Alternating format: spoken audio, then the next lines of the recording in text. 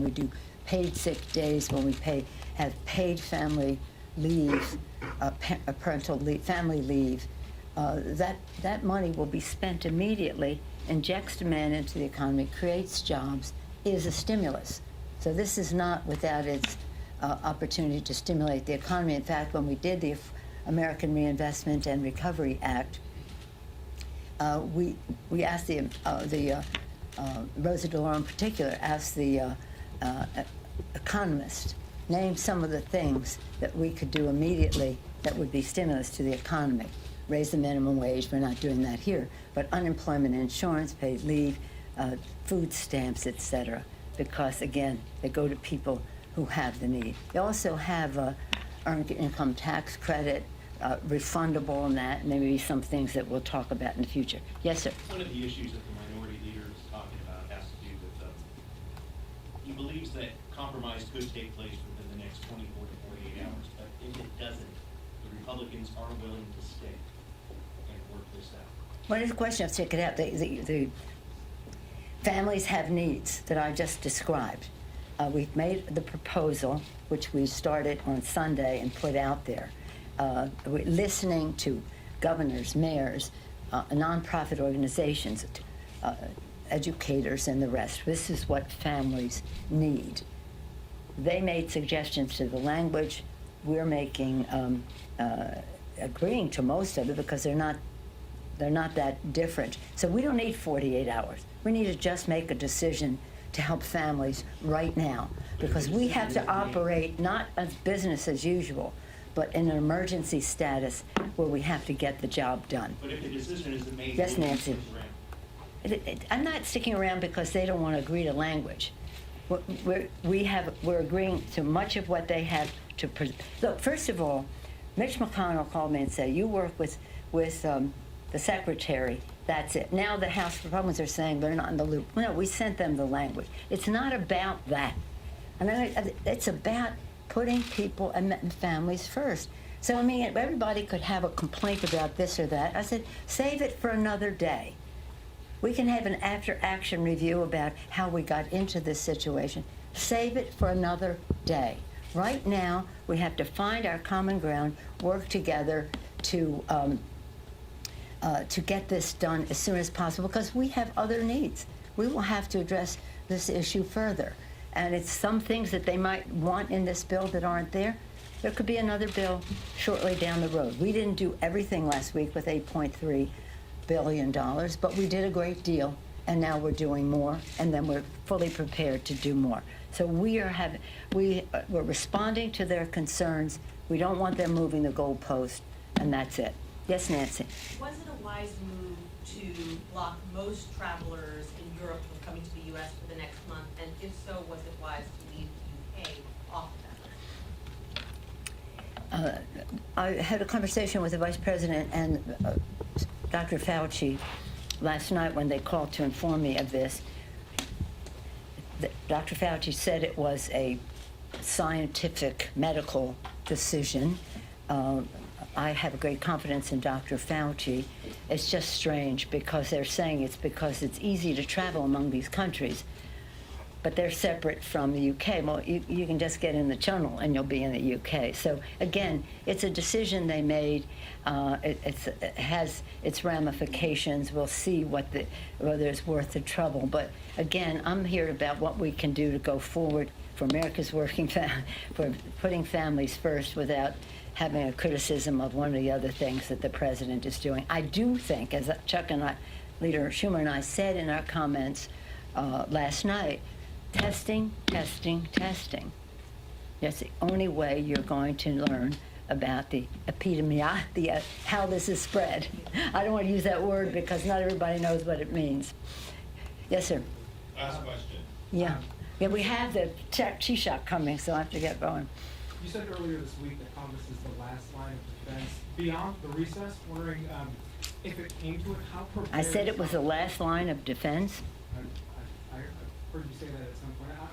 I'm wondering if... A line of defense. I don't know if it's the last. Anyway.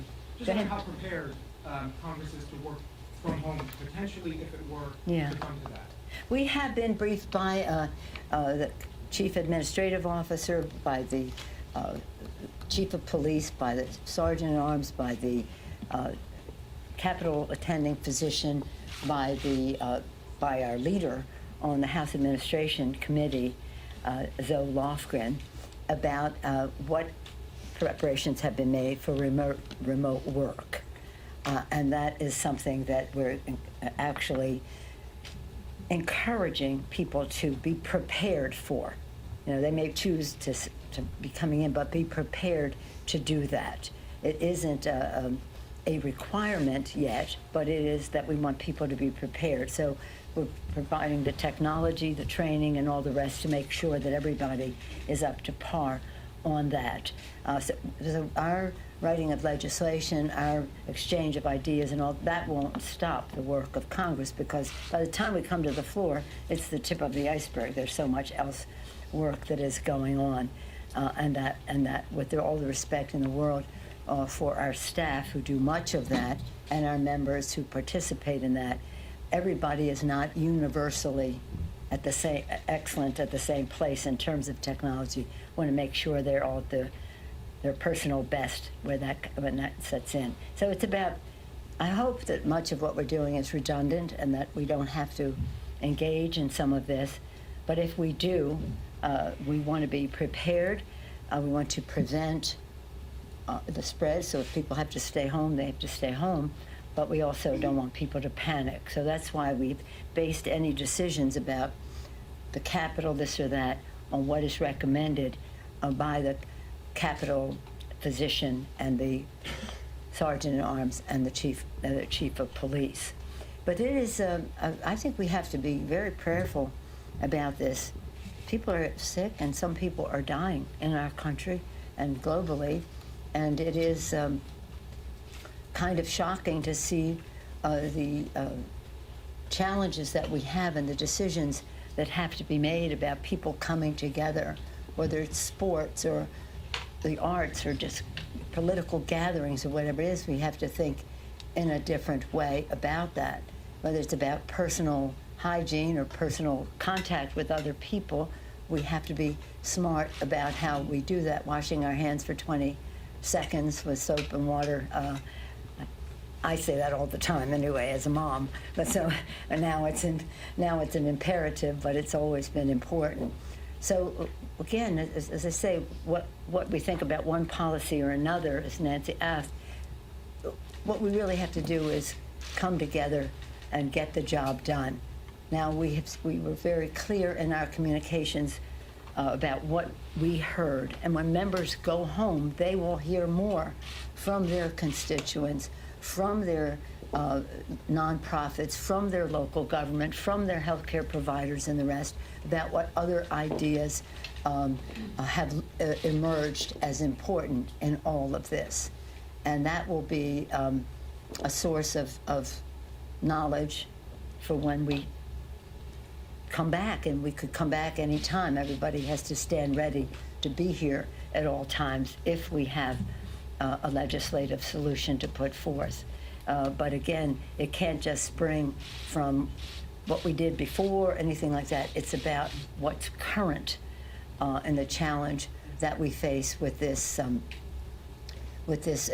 coronavirus. And it's not about spending a lot of time saying how we got here. We have to talk about where we go from here, and then we can make changes for the future and how we could prevent or withstand whatever might be happening in other countries that might spread to our own. But I do want to salute our healthcare providers, our first responders, all of the nonprofits that are working to inform people about how they should be tested.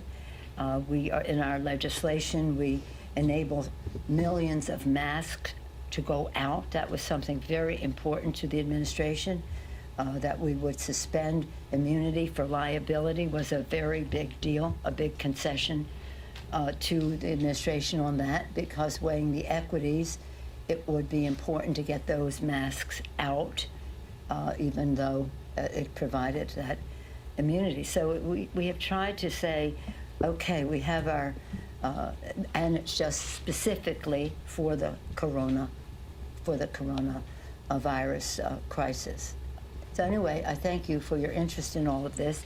I want you to wash your hands for 20 seconds.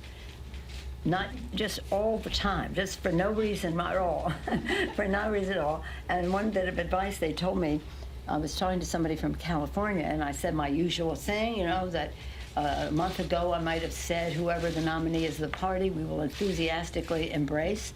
And then I changed it to, whoever the nominee is of the party, we will enthusiastically elbow bump.